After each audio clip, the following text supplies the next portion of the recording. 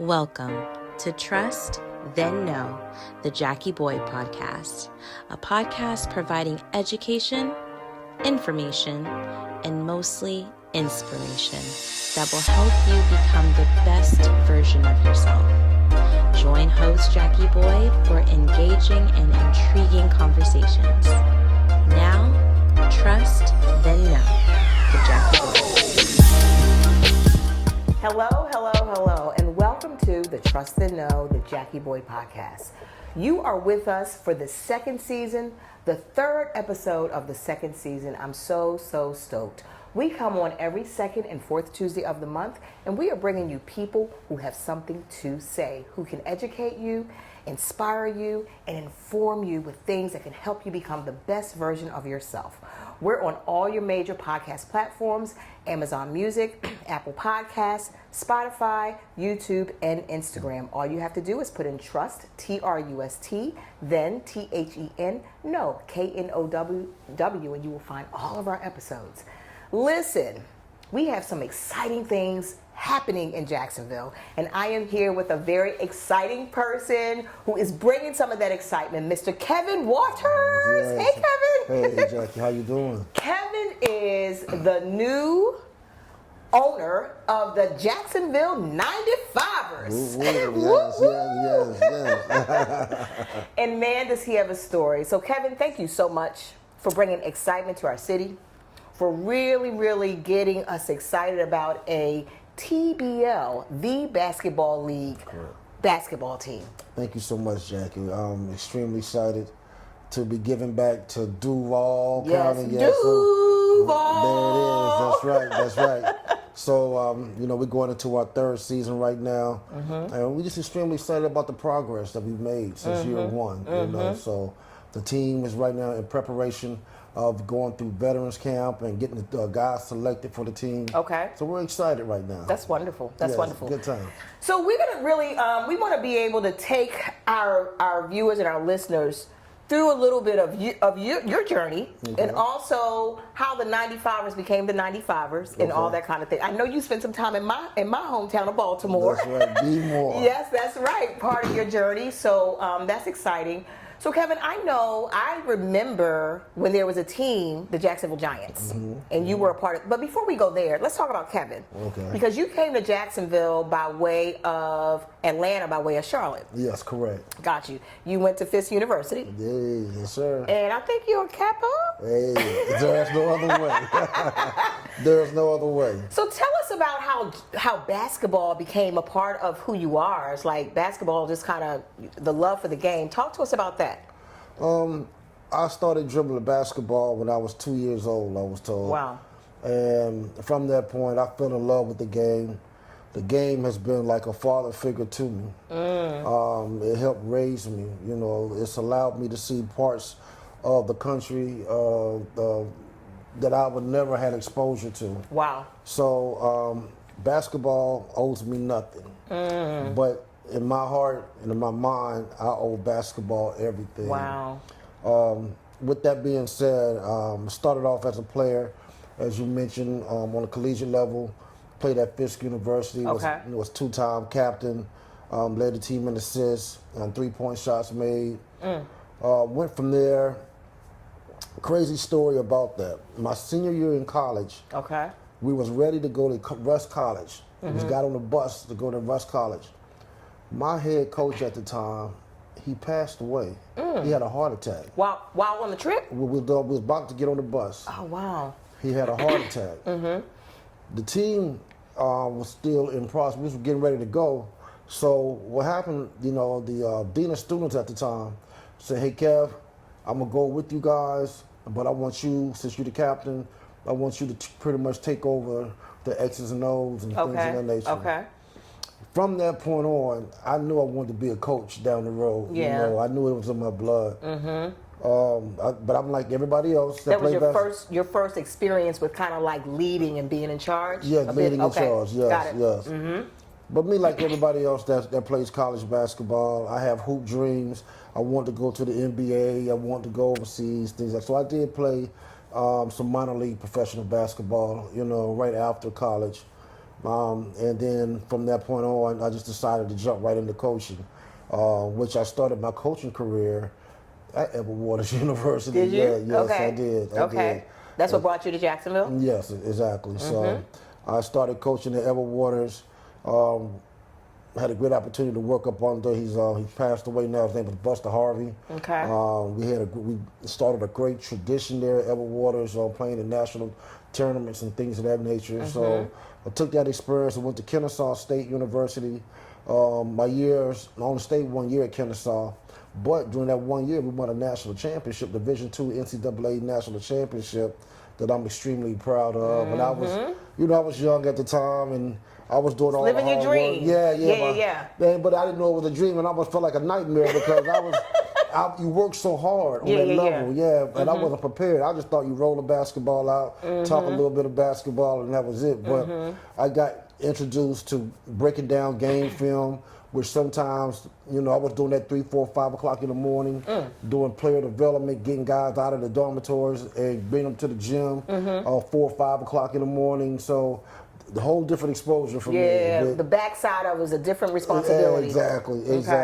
But with that being said, it taught me so much. And right now, this new generation of players and coaches, they're doing their own way of things, but you've been taught the old school way. Yeah. It's kind of like, okay, it's almost like going through the process of becoming a Kappa, being a fraternity member, of going through the process and going through it the right way. Okay. And I just make sure that I go back to teaching it, and I think that's what has allowed me to become a championship type coach, because I didn't cheat along the way. There's been no short steps. So when I'm still talking to these players, even 2026, I'm saying the same thing I was saying in 2003, 2004, and through the progression. Hey, we're gonna work hard. We're gonna get up. We're gonna run hard. We're gonna make sure we're in shape. So that's been part of the progression. Yes. That's awesome. I can hear the love. Yeah. I can hear the love. Yeah. Oh yeah. Yes. Like I said, it's done everything for me. It's done everything for me. Wow. Yes. So let me take you back to something you said. You said basketball raised you. You've been playing since you were 2. So did you have both mom and dad in your home, or it was just that you loved it so much that became like your everything to you? Yeah, I didn't meet my father until I was 26 years old. Wow. So, but my grandfather was there. So don't mistake that. Yes. My grandfather was there. My mother was there. My grandmother was there. Raised by educators, and I'm extremely proud of my family. But with that being said, none of them had. They was a sports related. Everybody, was in the education field. Okay. I just hung my hat on playing sports, and especially basketball. I played everything. I actually played baseball in college as well. Did you? Yeah, Okay. but in high school I played football, basketball, and baseball. Okay. So I kept myself busy, But basketball was something that I gravitated to. Especially in North Carolina and in the Atlanta area, that's something that they do religiously, is play basketball. So I built a lot of friendships that I still have today through basketball. Wow. Yeah, and it's opened up so many doors for me. I love that. Yeah. That is awesome. That's awesome. It's amazing how sports, for men and women, how it gives you such confidence, how it gives you such direction. My son he played basketball, but his love for the sport that he loved was track. Oh, okay. He ran track for Mandarin, and he kind of fell out of love with it a little bit, but he still, whenever he gets an opportunity, he does that.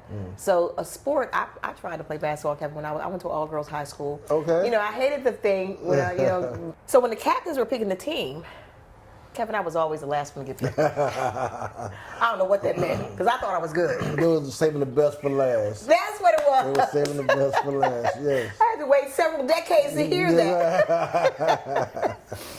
No, but that's wonderful. Sports can definitely add so much to your character, so much to your confidence. You know what I mean? It can really help develop you as a young person. Yes. You know what I mean? So I love that.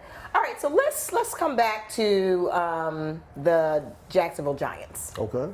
So you got here, you coached at Edward Waters College, now Edward Waters University. Yes.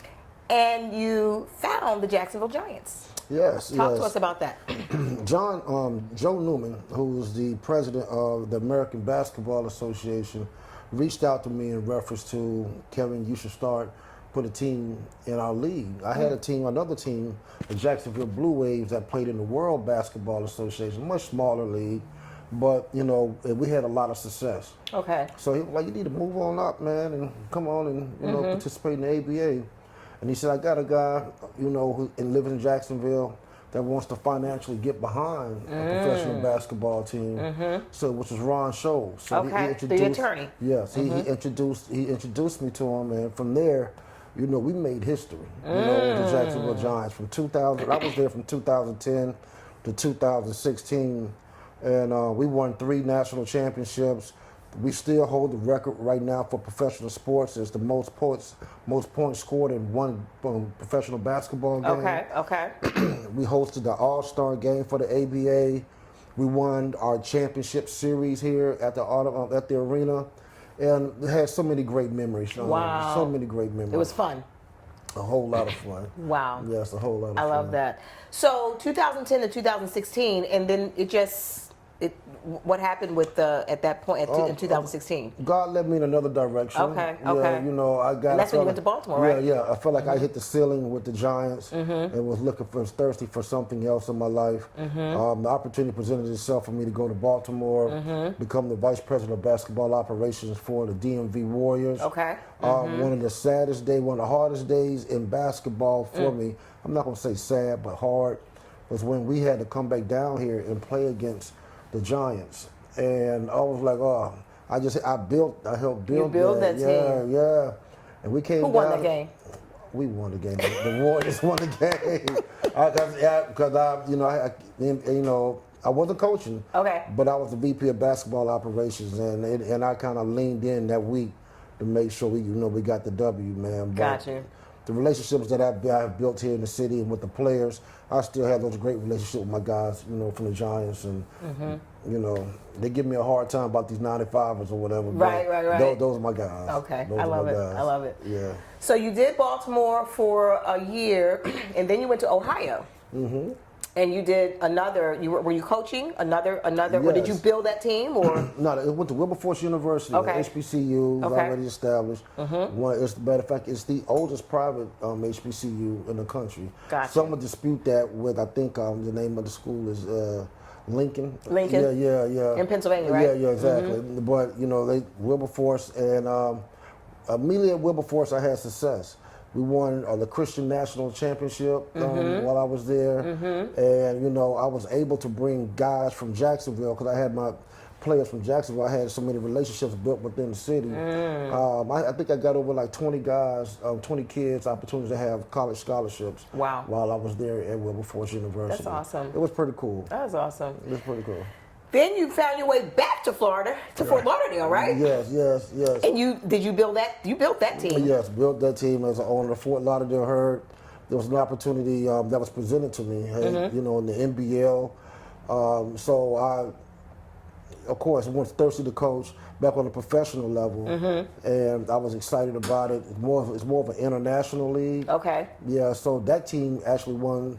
We went to the division championship. We won the division championship, but we went to the league championship. Bad weather storm came through Houston. We were supposed to play the championship game in Houston, and that's when they was getting all those major floods in that area. So that stopped that. We couldn't even participate in the championship game.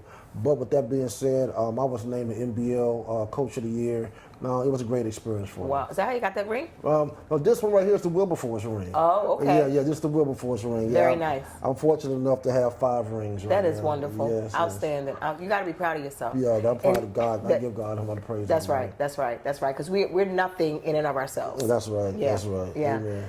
So COVID kind of put a damper a little bit on Wilberforce. Okay, came to Fort Lauderdale, did that, and then a little bit of a break. And so now the TBL, the basketball league division, you have now bringing to Duval the Jacksonville 95ers. The Jacksonville 95ers. I was doing something up in Charlotte. I was about to coach a team in the TBL in Charlotte. No, it's a true story. I'm out there coaching, and I was like, some of the operations just wasn't ran the way that I would like for it to run. Okay. In the middle of practice, I said to myself, I could do this myself. I could do this my own. I can own my own team. I immediately got out of practice and I called David Magley, who's the president of the TBL. I said, Mr. Magley, I would love the opportunity to own my own TBL team in Jacksonville, Florida. I felt like when I left Jacksonville, it wasn't on the best departure. I felt like I still owe the city something from another standpoint outside of coaching, because it's a lot of things that I wanted to implement and see flourish within the city from a basketball standpoint. I didn't have control over because I was just the head coach and GM. Got you. But as an owner, I felt like this is an opportunity for me to really express who I am, really do things for the city that I want to accomplish for the city. You know, so that is something that I have pretty much hanged my hat on, and it's been a different process because the Giants. We started off in the arena, Vistar, playing in front of all, the first 2 years was slow. Okay. Third year, the city caught on. Attendance was great. We started packing it out. We had a great time. But the overhead was so much. So with that being said, if you're not getting the money generated back into the organization, it could become quite expensive. Got you. Yeah, I can ill afford to be in that position. So what I've decided is to take the different route, is to start off slow, build up, because I'm not going to leave Jacksonville in 5 to 10 years. I'm not going to leave Jacksonville in 15 to 20 years. It's my game plan to leave my legacy here and continue to work here and maybe pass this on to somebody else at some point in time. I love that. So you have a long-term plan. Oh, yes. That's why I take the bumps and bruises right now. I take the criticism along with the high fives, and I take all that together, because this is a part of a process. Right. It's a part of the course. Yes, exactly. Yeah, As exactly. an entrepreneur, you know how that goes. Right. That's right. The ups and the downs. Yes, exactly. So, okay. So, I know you just got back from Indy for the combine. Cold. It was cold. Cold. It was cold. That's why I left Baltimore. And I'm in Florida.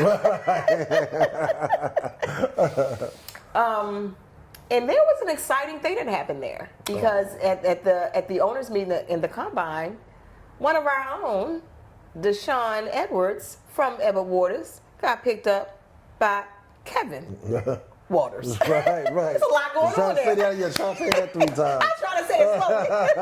You did a good Edward job. Waters, Deshaun Edwards, Kevin Waters. Okay. Right. You did that. But So tell us about that. Very fortunate to have the 3rd selection in the TBL draft, and immediately I was already told about the kid, but immediately once the kid came over and introduced himself to me, he said, "Watch me play," and I just said, "Okay." I was locked in, and I watched this kid play, and he dominated from the first play of the combine until the last play of the combine. Wow. I mean, he dominated, but not only did he dominate on the court, he more importantly dominated off the court. His personality, his persona, the way he carried himself was professional. And the guys will tell you that's big to me. That's real big to me, because my players, the 95ers, would be more than just, okay, we just gonna get out here and play basketball and you won't see us in the community. Like today, we left for school today, a charter school today. We was in there reading to the kids. Wow. And, doing a lot of fun things with them. So that's just part of who we are. But I give Ron Scholes and the Jacksonville Giants credit for that, because we did that as well with the Giants. Right. That's right. Yeah. Wow. So that was a big thing for us. But the kid, he made such a splash this past weekend that I really wanted him. But being the 3rd pick was kind of, there was still that chance that I couldn't have gotten him, because there was 2 teams that picked in front of us. But fortunately, the way God got it set up, he fell right there. He fell right in your hands. Exactly. I love it. And And how was his response to that? How was his, knowing that he's going to play for his, is he from Jacksonville? No, he's from North Carolina. He's from North Carolina. Yeah, Okay, got you. But he's a student there. A student here, yeah. And he came to the camp. Once he saw that I might be drafting him, he came with this big Duval, T-shirt on. I love it. It was like he really fell in love with this city while he was down here. So unlike myself, I'm not from Duval, Right. but you can't tell me I'm not. Right. And the fact, when I put on the Jacksonville uniform or whatever, and we explore other parts of the country, it's all about Duval. That's right. That is so wonderful, Kevin. I can see, feel, and hear your passion. Thank you. When you're talking about that basketball, it's just the energy, and I am definitely about energy. Yeah. I feel it, I see it, and just hearing, just knowing where you went, where you started. Just 2 years old, basketball. Basketball helped raise you. You know, not meet your dad until 26. I can only imagine the inspiration that you give young men, young people in the community. I can only imagine that. And then you said, your season starts on the 13th of March. Yes, correct. Well, it goes the to home June. game. Home game. Yes. Okay. And when you stop, you say you're going to be in the community. When your season stops in June, you're going to be community service, building community partnerships, basketball camps. Yes. That's wonderful. That's what, that's part of the legacy I want to continue, because, if you're doing this the right way, it's a 12-month process. It's not just come in for the 4 months of the season. It's a 12-month process. It's a 12-month process. Yes. So the home games are at Trinity Baptist University. Correct. Okay. And so, listen, you all want to come see the 95ers. Get familiar with Trinity Baptist because that's where our home games are going to be. Exactly. Please come out. We have some great specials right now as far as season tickets specials. We also have some wonderful, it would make creating a wonderful game day experience. So we want you to bring the entire family out. We have, vendors that will have food trucks and things of that nature out front. So it's going to be a lot of fun. It's going to be a lot of fun. Yeah, I love that. I love that. So I guess I want to... The thing that I really was so impressed with when we talked before, and I'm seeing it and hearing it even more now, is just the love for the game. And everything you said, like even when your coach passed away and you were asked to kind of step up and take a leadership role and you saw the behind the scenes of basketball, you just thinking, hey, it's more than just dribbling and learning how to throw three-pointers, Right. But you really understood the whole holistic part of basketball. Yeah, as a coach, you have to understand there's 12 personalities out there that you're mentoring, you're coaching, you're managing, and you can't treat all 12 individuals the same because what triggers one might not trigger the other. What motivates one might not motivate the other. So you really have to take the time out to learn that individual. I treat my guys like grown men. There's no pointing the finger. There's no me getting in their face cursing or those things, saying things that's not warranted. If I'm stern, I'm direct, and I'm to the point. I've been told I'm very soft-spoken, but I have my way of getting my message across to my players. Okay. So, and it's effective. It's effective. Yes, yes. It is. So that's a very good point. Do you? What are your thoughts about that? You have to be hard and you got to be hardcore. Like, I guess that's a style, but that's not always the best way. That's the best way to the hospital. It's the best way for the blood pressure rise up. But you got to learn how to balance this out. Because, like I said, these are grown men. And I look at it like this. I'm a grown man, and I will speak to you as if I want you to speak to me. Got you. So that's my approach. And it works, like I said. It motivates.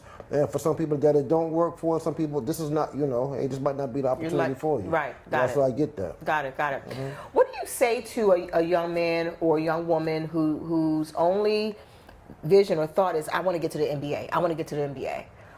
When I was in Baltimore, I used to teach for Upper Bound, and I taught at Morgan University, Upper Bound on Saturdays, and a lot of the students that came in my class were kids who are, for one reason or another, they needed the Upper Bound curriculum.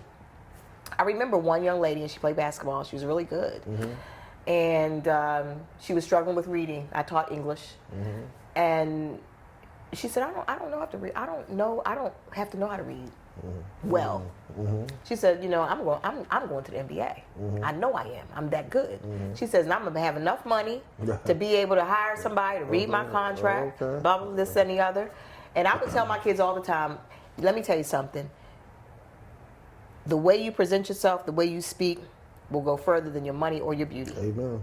And so you have to be able to do that. But there are a lot of people a lot of kids that think like that. You know what I mean? A lot of them just feel that I gotta get to the NBA, I gotta get to the NFL.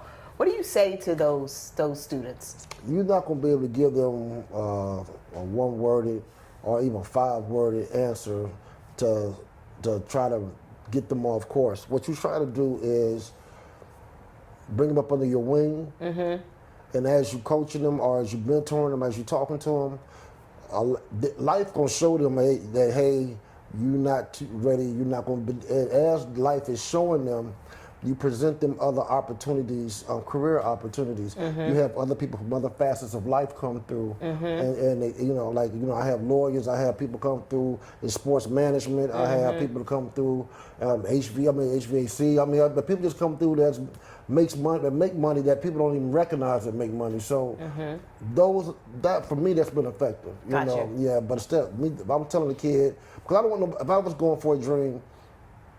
And somebody said, Kevin, you can't be no owner, which I've heard a million times. Okay. That you telling me that's not going to do anything. It's going to motivate me more. It's going to motivate you more. Yeah. Okay.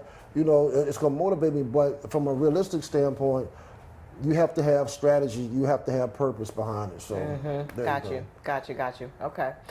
Well, listen, Duval, I hope we are ready, Duval and beyond, for the Jacksonville 95ers starting on March the 13th at Trinity Baptist University.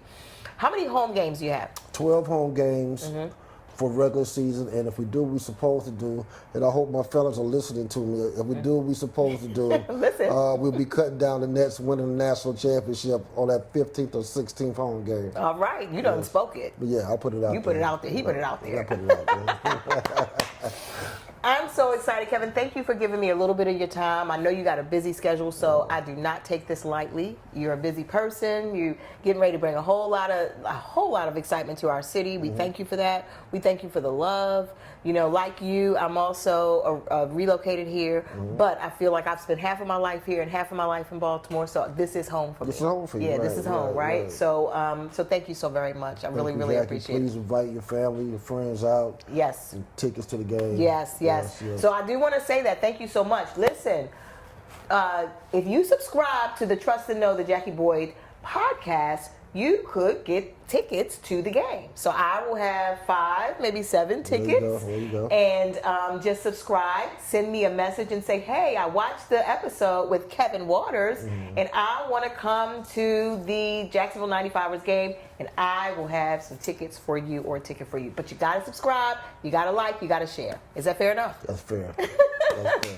Thanks again, Kevin. I really appreciate it. Yep. Thank you so much. Thank you so much. Thank you so much, you all, for tuning in to this episode of Trust to Know, the Jackie Boyd podcast. I'm telling you, our guests brought some excitement. We are so excited. Looking forward to the Jacksonville 95ers here in Duval at Trinity Baptist University starting on March the 13th. Come out in support. Listen, we come on every second and fourth Tuesday of every month, and we bring in you people who have something to say, to bring you information, education, but mostly inspiration to help you become the best version of yourself. You can find us on all your major podcast platforms, Amazon Music, Apple Podcasts, Spotify, Instagram, YouTube, and Facebook. All you got to do is put in Trust, Trust, then THEN, no, KNOW, and you'll find all of our episodes. So again, thank you so much for tuning in, and until next time, bye. Thank you for listening and watching this episode of Trust, Then Know, the Jackie Boyd podcast. We hope this episode has left you informed, intrigued, and inspired to become your best self. Remember to tune in every second and fourth Tuesday of the month and Trust, Then Know.